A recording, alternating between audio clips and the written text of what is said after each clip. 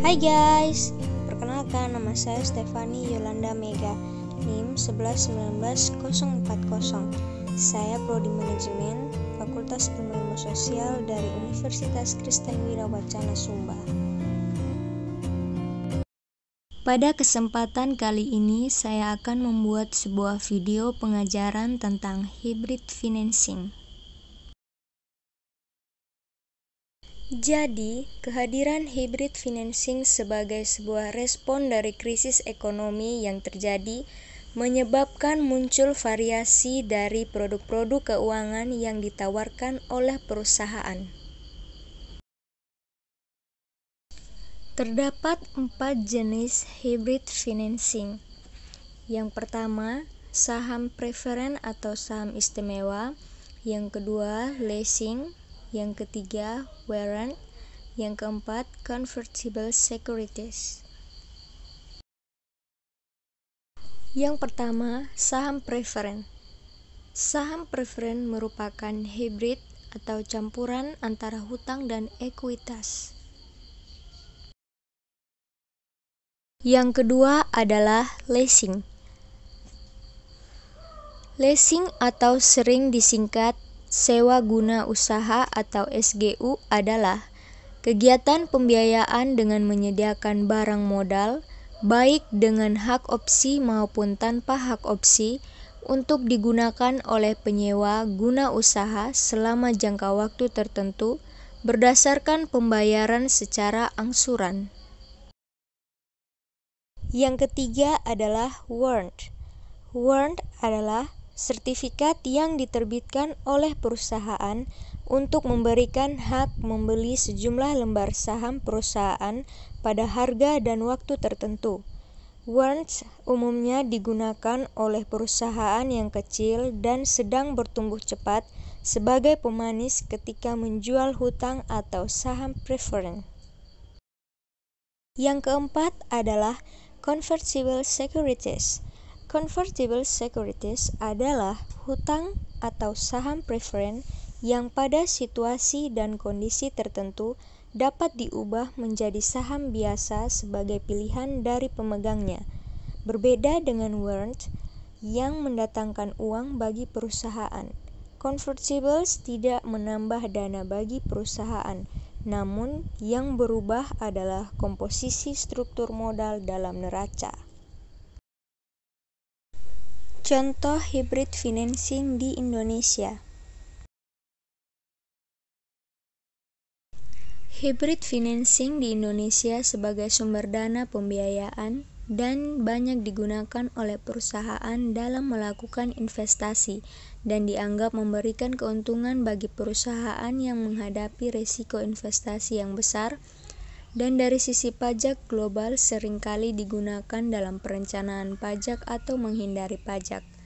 Contohnya, hybrid financing di Indonesia juga digunakan sebagai alternatif pembiayaan infrastruktur dengan memanfaatkan tenaga swasta karena ketidakmampuan membayar seluruh proyek yang akan dikerjakan untuk membangun infrastruktur di Indonesia agar dapat berjalan lebih cepat.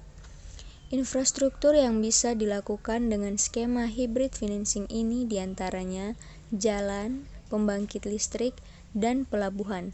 Namun juga dibutuhkan untuk pembangunan infrastruktur pada bidang pertanian dan perdesaan. Merger dan akuisisi. Mungkin kegiatan yang memperoleh perhatian besar dari masyarakat adalah pada waktu suatu perusahaan mengambil alih atau melakukan akuisis perusahaan lain, atau penggabungan atau merger atau konsolidasi dari dua perusahaan. Ada 3 bentuk dasar akuisisi. Yang pertama, merger atau konsolidasi, dan yang kedua, akuisisi saham, dan yang ketiga adalah akuisisi aset. Merger atau konsolidasi. Istilah ini sering digunakan untuk menunjukkan penggabungan dua perusahaan atau lebih dan kemudian tinggal nama salah satu perusahaan yang bergabung. Konsolidasi menunjukkan penggabungan dari dua perusahaan atau lebih dan nama dari perusahaan-perusahaan yang bergabung tersebut hilang dan memunculkan nama baru.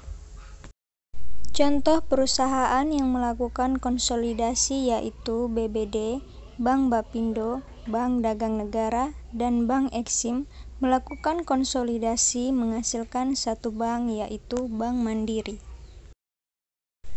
Akuisisi saham adalah cara mengambil alih perusahaan lain dengan membeli saham perusahaan, baik dengan tunai atau menggantinya dengan sekuritas lain.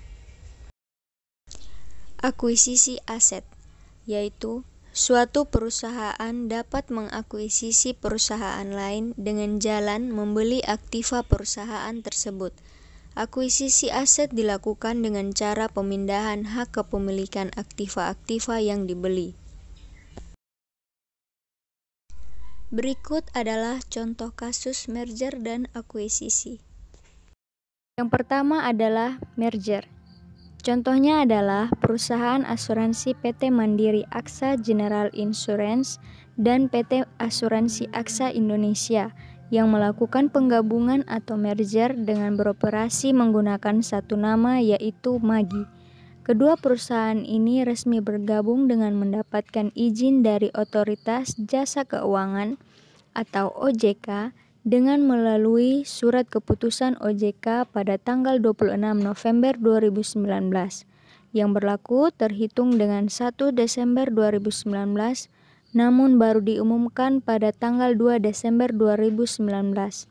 Magi menyediakan asuransi umum bagi nasabah di Indonesia melalui 10 kantor pemasaran di 8 kota dan 348 bengkel rekanan di 93 kota. Yang kedua yaitu akuisisi. Contohnya, PT XL Axiata Tbk melakukan akuisisi terhadap PT Axis Telkom dengan membayar $865 juta Amerika Serikat pada tanggal 19 Maret 2014 dan resmi menjadi pemegang saham mayoritas. Berikut adalah hitungan profit berdasarkan kas rasio PT XL Axiata Tbk. Jadi, maksud dari profit di atas adalah perusahaan PT XL Axiata Tbk sebelum melakukan akuisisi pada tahun 2012 dan 2013 hanya memperoleh profit menurut hitungan kas rasio yaitu pada tahun 2012 yaitu 0,9% dan 2013 yaitu 0,17% dengan total 0,26%. Dan setelah melakukan akuisisi pada tahun 2014 dan 2015 memperoleh profit menurut hitungan kas rasio yaitu pada tahun 2014 0,45% dan pada tahun 2015 sebesar 0,21% dengan total 0,66%. Jadi dapat disimpulkan bahwa PT XL Axiata Tbk sebelum melakukan akuisisi memperoleh profit lebih rendah dibandingkan setelah akuisisi dan juga terbukti bahwa melakukan akuisisi memiliki keuntungan yang baik bagi perusahaan PT XL Axiata Tbk. Demikian video yang dapat saya bagikan. Terima kasih.